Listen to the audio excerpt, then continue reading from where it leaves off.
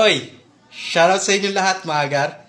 Siguro marami sa inyo nagtataka, bakit until now, baby face pa rin ako. Sheesh! Napakaangas! Dahil yan sa Cerelac. Tara, kain tayo Cerelac. So, isalin na natin yung Cerelac mga gar. Ayan. Tapos, ilagay na natin yung mainit mga gar. Ayan. Tapos, haluin lang natin.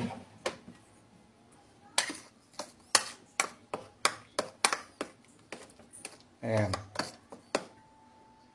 By the way, ang flavor nga pala nito is with banana and milk. Ayan.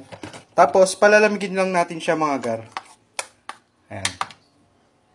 At ito mga gar, no, malamig na siya. So, lalagyan na natin siya ng itlog.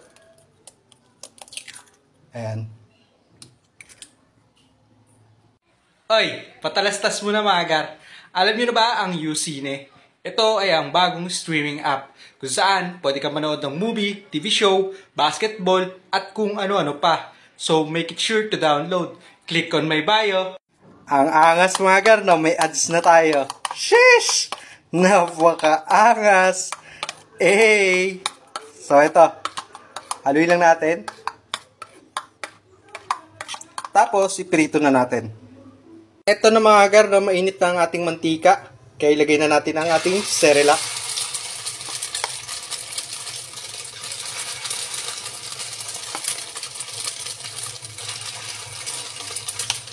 Alright. Ang ating second batch mga gar.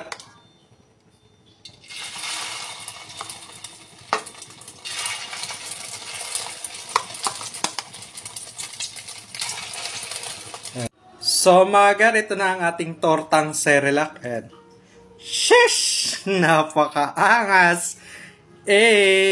So, tikiman na. Tara, let's go! So mga gar, ito na nga pala ang ating tortang Cerelac, no? So, tikiman time. Sarap. Ayun, no? Ang lambot dun sa pinakaloob. O, di ba? Effective siya kasi baby face pa rin ako until now.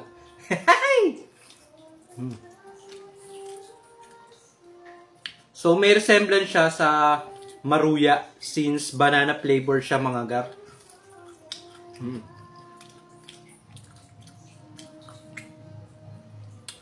Toasted sa labas, tapos super lambot sa loob. Parang kumakain ng pie.